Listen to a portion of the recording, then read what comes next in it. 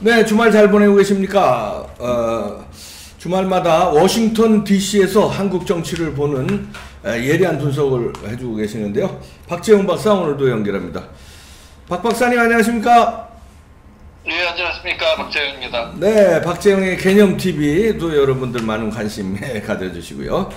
자, 오늘은 어떤 얘기 해주십니까? 예, 지금 한국에서 계속 시끄럽죠. 그 윤미향, 정대협 의혹 때문에. 네. 그리고 거기다가 또 이 박사님도 계속 바쁘시지만 그 우파 중심으로 해서 이 부정선거 의혹 이런 거, 엄청 여러 가지 이런 거에 중심이 국내 문제 지금 정신이 팔려 있다 보니까 신경을 좀 덜 쓰는 게 있는데, 지금 미국을 비롯한 국제사회는 이 코로나 사태하고 맞물려서 특히 지금 미국하고 중국에 의한 지금 새로운 냉전 시대가 지금 그렇죠. 사실상 열리고 있다 이렇게 말하고 있지 않습니까? 네. 여기에 대한 이제 한국은 여러 가지 그 국내 문제 때문에 관심이 좀 덜한 부분이 있는데, 그 문제는 지금 이런 그 미국과 중국 간의 갈등이 왜 이렇게 중요하냐면은 바로 이 대한민국이 미국과 중국 양국 그 갈등 사이에서 가운데 바로 껴가지고 가장 직접적인 영향을 받는 국가 아닙니까? 그렇죠. 고래 싸움에 새우등 터지는 꼴이죠. 그렇죠. 예. 그리고 나아가서 이게 그 갈등 내지 심하면 이 전쟁까지도 갈 수 있는 그런 상황이라고 했을 때 이미 그 안에 가장 깊이 가운데 딱 들어가 있는 당사국이기 때문에 이 문제가 상당히 심각한 문제. 네. 어쩌면 지금 국내에서 정대협 의혹 무슨 물론 선거 부정 큰 문제지만 그런 국내 문제보다도 한반도 전체 자체를 완전히 뒤흔들어 놓을 수 있는 그런 상당히 심각한 문제라는 그런 그 생각을 해봐야 되는데, 근데 이 박사님께서 요즘 미국과 중국 갈등에 관한 한국에서도 언론들의 그런 기사들이 나오는데 그 기사들 보시면 지금 상당히 좀 어떤 정도의 그 심각성 같은 게 느껴지십니까? 한국 언론들의 미중 갈등 보도 보시면? 네, 한국 언론들에서는 그걸 그렇게 비중 있게 다루지 않는데 저는 심각성을 느끼고 있는 게, 이제 특히 미국 외신들 보면은 트럼프가 상당히 중국을 진짜 이번엔 제대로 손볼 것 같고, 시진핑도 지금 여기에 만만치 않게 나오고 있어서, 근데 이 전쟁터가 이게 이제 경제가 됐든 국제 정치가 됐든 무력이 됐든 전쟁터가 한반도가 될 수 있을 것 같아요. 지금 북한의 상황도 그렇죠. 사실이 그렇죠. 예. 그렇기 때문에 굉장히 이거 지금 위급한 상황이다. 저는 그렇게 판단하고 있습니다. 예, 지금 말씀하신 대로 이렇게 미국 쪽 외신을 접하고 또 이 여러 가지 국제적인 정세를 이해하는 분들이 보시기에는 그 심각성은 알겠지만, 한국 언론들 지금 안 나와요. 보면 이게 어느 쪽이든 간에 마치 트럼프가 중국에 대해서 막 괜한 막말이나 하고 양국 사이의 갈등이 이제 격화되는 상황, 마치 이 강 건너 불구경하듯이 쟤들 싸운다 재밌다 하듯이 기껏해야 그 정도로 지금 그 보도를 하면서, 그러고 마치 그냥 트럼프가, 한국 언론들 많이 그렇지 않습니까? 트럼프가 무조건 나쁘다, 두 사람 막말이나 한다. 그러니까 굉장히 그냥 어디 무슨 그 시정잡배들 싸움 구경하듯이 그렇게 지금 정도로 보도를 하고 있는 걸 보면서, 지금 이게 여기서 미국에서 보기에는 사실 지금 말씀하신 대로 한반도가 전쟁터가 될 그런 상황. 그래가지고 바로 지금 대한민국 사람들 머리 위에 엄청난 시한폭탄이 떠 있는 거, 그게 딱 그대로 보일 정도인데도 지금 한국에서 그런 심각성을 너무 못 느끼고 있다. 특히 언론에서부터 그런 생각을 하는데요. 이게 무엇보다 중국에 비해서 먼저 이제 강경하게 지금 치고 나가는 쪽인 이제 미국이죠, 현재. 근데 이게 보기보다 미국 정부, 특히 트럼프한테는 굉장히 절실한 문제라는 점에서 지금 이게 해결이 더욱 어렵고, 이 한국에 미치는 영향도 더욱 폭발적일 수밖에 없는데, 왜 그러냐면 바로 11월 미국 대통령 선거 앞두고 있지 않습니까? 그 점에서 이게 굉장히 더 심각하고 굉장히 급한 시간을 다투는 문제라는 건데, 이 박사님 보시기에는 트럼프하고 바이든 누가 더 당선 가능성이 현재 높다고 보십니까? 현재로는 트럼프가 유리하지 않겠습니까? 그러나 바이든 또 바짝 치고 올라온다는 여론조사도 있고요. 예, 최근 조사 관심 갈 만한 게 하나 나온 게, 이 1948년부터 조사를 미국 대선 조사 시작해가지고 69년, 76년 두 번 제외하고 모든 결과를 정확하게 마치고 또 지난 2016년 대선에서도 트럼프가 당선된다. 그리고 그 득표율까지 거의 정확하게 맞춘 그 기관이 있는데 바로 영국의 옥스퍼드 이코노믹스라는 그 경제 분석 기관이 있는데요.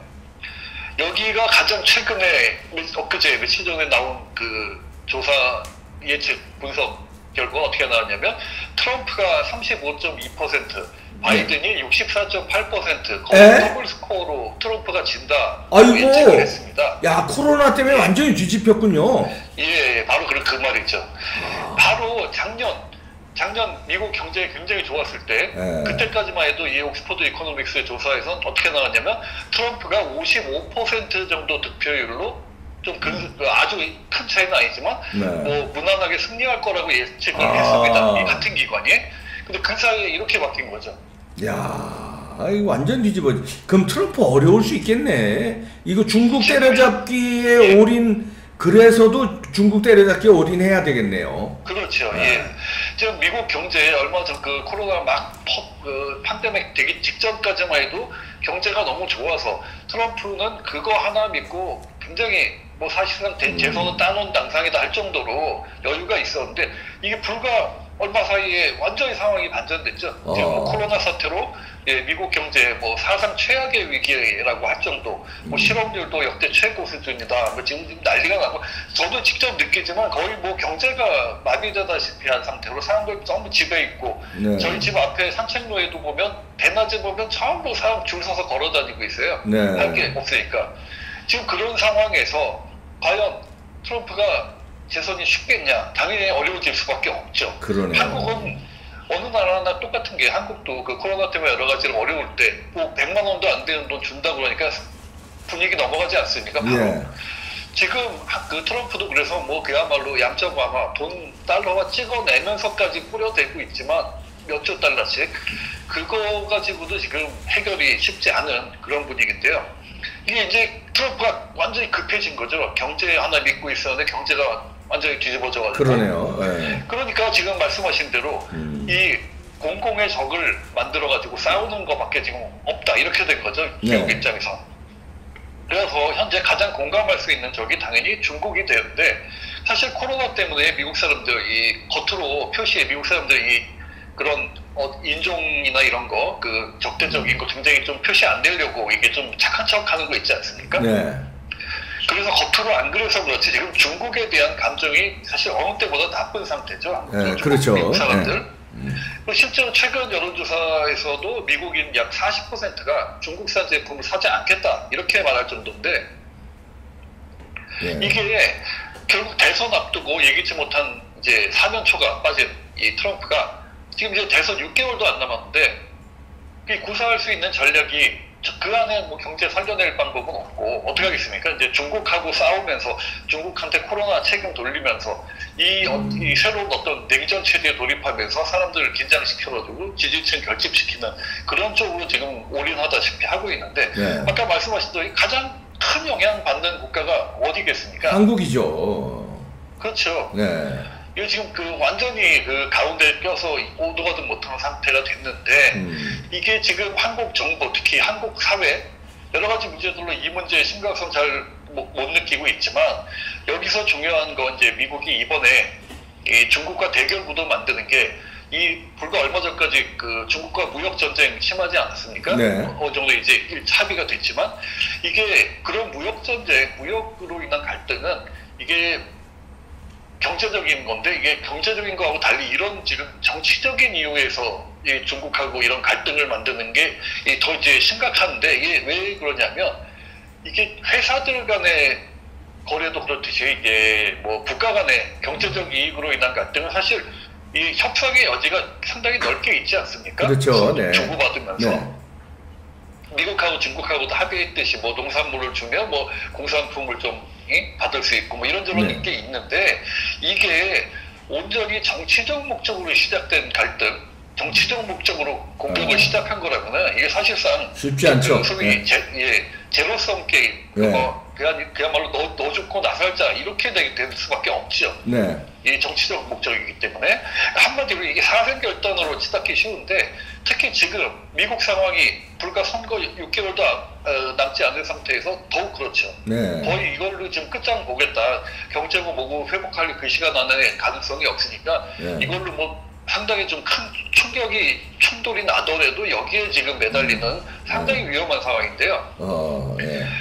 이게 미국이 지금 앞으로 어떤 방향으로 갈지 예상할 수 있는 아주 중요한 힌트가 엊그제 나왔죠. 아, 뭡니까? 이게 뭐냐면 미국 정부가 한국 언론들도 보도가 됐을 텐데 이 미국 정부가 한국에 대해서 그 미국 중심 경제 블록, 경제 번영 네트워크 그 약자로 EPN이라는 거를 만든다. 그러니까 거기에 참여해라 이렇게 이제 제안을 하고 이 한국과도 논의를 했다. 미국 정부가 먼저 밝히면서 원래 이런 거 완전히 이렇게 같이 발표할 때까지 원래 뭐 정부 한쪽 정부에서 먼저 이런 거 이렇게 얘기 안 내놓지 않습니까? 그렇죠. 네. 근데 아예 그 고위 관료가 공식적으로 그 한국이라는 그 국가 이름을 거명하면서 이 문제에 여기 한국 참여를 제안을 하고 말이 제안이지 사실상 요구를 한 거죠. 네. 그리고 논의까지 했다라고 했지만 한국 외교부는 뭐 그런 얘기는 들었지만 그 논의 단계가 아니다 이러고 지금 피해가고 있는데요. 예. 이게 미국 중국 갈등 격화되는 상황에서 사실상 내놓고 중국 빼놓고 뭉치자 이건데 중국을 그야말로 드러내놓고 중국 고립시키겠다 경제적으로. 그러기 위한 경제 블록을 만든다. 여기 이러면서 한국 보고 너희들이 맨 처음에 같이 들어와라 이렇게 요구를 한 겁니다. 이미 그 동남아 국가들하고도 얘기를 하고 있고. 근데 한국 정부는 지금 여기에 대해서 어떻게든 발 빼고 모르는 척하고 아니다 뭐 그 구체적인 거 없었다 이러고 있는데 지금 워싱턴의 시각은 그게 전혀 아닌 거죠. 그러니까 쉽게 말해서 미국은 이제부터 우리는 중국하고 전면전 할 테니까 이 동네 이쪽 너네 동네에도 전부 우리 쪽 와서 줄 서 이렇게 지금 공식적으로 사실 요구를 한 겁니다. 근데 이게 단순한 그러니까 무슨 동참해라 이 정도가 아니라 이 중국하고 이제 싸우는 전선을 만드니까 특히 그 위치에 있는 한국은 너희가 최전방에 서라 사실상 이렇게 요구를 한 건데요. 이게 문재인 정부가 어떻게 할까요? 이런 요구 받고. 아이고 그거 뭐 뻔하죠. 뭐 어정쩡한 제스처 취하면서 중국과 미국 줄다리기 하는 척하면서 중국에 조금 더 마음이 가지 않겠습니까?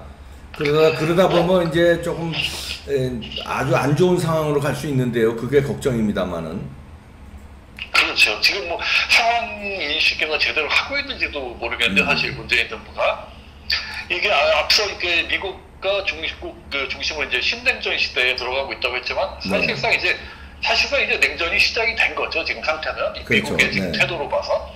그러니까 미국은 미국대로 당장 일단은 대선 때문에 이 승부에 목숨을 걸고 있고 이 중국은 또 중국대로 심각하지 않습니까? 코로나 이후에 이 국민들 불만 잠재우고 이 체제 지켜야 한다는 지금 굉장히 절실함이 있는 상황인데 이런 물러설 수 없는 싸움 그 전쟁터 아까 이 박사님 말씀하신 대로 동북아 시아가 되고 특히 한국이 되기가 쉽겠죠. 근데 여기서 중요한 게 미국은 이미 대만을 확실한 자기 편으로 확보하고 있다고 생각하고 있고 특히 그 차이잉원 총통 2기 집권하면서 미국과의 지금 굉장히 결속력 과시하고 있지 않습니까? 미국은 바로 막 WHO에 대만 가입시켜야 된다고 먼저 미국이 주장을 하고 막 이런 식으로 그 대만은 또 이제 미국산 무기들이 굉장히 지금 그 어느 때보다 이 동맹으로서의 막 그 결속력을 과시하고 있는데 그런 의미에서 미국이 한국에 대해서 경제공동체에 참여를 요구한 건 어떤 의미가 있냐? 다시 말해서 이제 너희들이 우리 편인지 아닌지 증명해봐 이 얘기가 되죠. 그러니까 여기 안 들어오면 너희들을 중국과 같은 편으로 간주할 수밖에 없다. 사실 이런 사인을 보낸 건데 지금 그런 상황에서 문재인 정부 뭐 그냥 중국 눈치나 보고 오히려 총선 승리 바탕으로 지금 뭐 북한 제재 해제하고 뭐 경제 협력하자 이런 소리 하고 지금 덤비고 있지 않습니까? 지금 그야말로 지금 상황에 대처해야 될 방향하고 전혀 반대로 가고 있는데 그러니까 지금 정리하자면 어떻게 됐냐? 그러니까 미국은 트럼프 대선 6개월도 안 남은 시점에서 최악의 경제 상황 이런 거 이 최우선 과제는 코로나 사태 진정시키고 경제를 되살리는 건데 문제는 이게 대선 전까지 코로나가 진정될지도 사실 모르고, 그리고 경제 살리기는 더더욱 시간이 안 되죠. 예. 지금 이미 다 문 닫고 있는 상태, 언제 다시 문을 열지도 모르는 상태인데, 그러니까 사실상 그 경제 다시 어느 정도라도 그 되살림이 보여서 그쪽으로 다시 이 지지 확보하기는 사실상 물 건너간 상태고, 그러니까 결국 꺼내든 카드가 중국한테 이 코로나 사태 모든 책임 돌리면서 중국하고 싸우겠다는 건데요. 예. 한국은 지금 바로 그 양국 중간에 딱 낀 상태, 거기에서 미국은 이미 한국 보고 우리 쪽에 와서 줄 서라라고 통제를 한 거죠. 예. 근데 문제는 지금 그럴 리가 없고, 사실상 뭐 북한만 바라보고 있으니까. 그러니까 이게 다시 말하지만 트럼프는 지금 시간이 너무 없고 너무 지금 급한 상태죠. 근데 한국 정부가 이제까지처럼 어정쩡한 태도 보이다가 그러고 있으면 미국은 그냥 중국의 남북한 합쳐가지고 한 번에 정리하는 쪽으로 갈 수밖에 없겠죠. 지금 복잡한 구도를 만들 그 여지 자체가 없지 않습니까, 미국은? 그러니까요. 그러니까 이번 총선 결과를 본 미국 정부는 사실 어떻게 보면 한국에 대한 그 모종의 결정이 전보다 좀 쉬워졌다는 인식도 이쪽에 있습니다. 완전히 저쪽이 차지하고 자기들 멋대로 하게 생겼다 하는 게 어떻게 보면 이제 미국 입장에서 포기하기가 좀 더 쉬워진 거죠. 이게 좀 애매한 상태, 그래도 이렇게 이겨내지 않을까 하는 상황이라면 좀 두고 보겠지만, 지금 상황에서 오히려 여차하면 우리가 발 빼고 손 떼기가 차라리 좀 편해졌다라는 그런 명분을 찾기가 좋아졌다는 거죠. 자기들이. 지금 우리들이 저렇게 3분의 2 차지한 저 상황에 쟤들하고 뭘 하냐 할 수가 없잖아. 그러니까 우리 손 띄었어 라고 변명하기가 그나마 편해진 거죠. 그러니까 바로 그 차원에서 이 한국에게 그 중국과 싸우기 위한 경제동맹 참여를 이제 요구를 한 거고, 이를 계기로 해서 앞으로 관계를 결정할 수도 있겠다, 이런 입장을 사실상 분명히 밝힌 건데, 한국은 지금 뭐 거기에 대한 뭐 아무 생각이 없어 보이고, 실제로 이 최근 워싱턴의 이 소위 그 보수파, 이 현실주의자들, 이런 그 전문가들 사이에서는 사실상 이런 어떤 인식들이 있냐면, 현재로서 지금 대만하고 일본은 확실히 우리 편으로 잡아놨으니까 여차하면 그 가운데 있는 한국을 포기해도 큰 문제가 안 될 수도 있겠다. 그냥 중국 밑에 대만 탄탄하게 자기들이 잡고 있고, 자기들이 무슨 일이 있어도 지켜야 되는 일본이 완전히 자기들 말 잘 듣기 때문에, 지금 이렇게 힘든 상황에서 한국이 뜻대로 안 되고 말 안 듣고 저런 식으로 가면은 사실 그 한반도를 포기하고 그 대만하고 일본만 잘 지켜도 되지 않느냐, 뭐 이런 그 현실적인 얘기들까지 나오고 있다고 합니다. 그러니까 지금 상황이 이렇게 갖고 왜냐면 시간이 워낙 없기 때문에 하루가 다르게 지금 급박하게 지금 돌아가는데, 한국에서는 이런 상황을 너무 모르고 언론들도 이런 쪽에 뭐 인식이 없는 것도 같고, 그래가지고 알면서도 모르는 척 하는 건지, 정부에서 지금 상당히 지금 국내 문제 뭐 여러 가지 시끄러운 거 문제에 지금 다들 가려져 있는데, 이런 문제를 좀 같이 좀 생각을 해봐야 되지 않을까 합니다.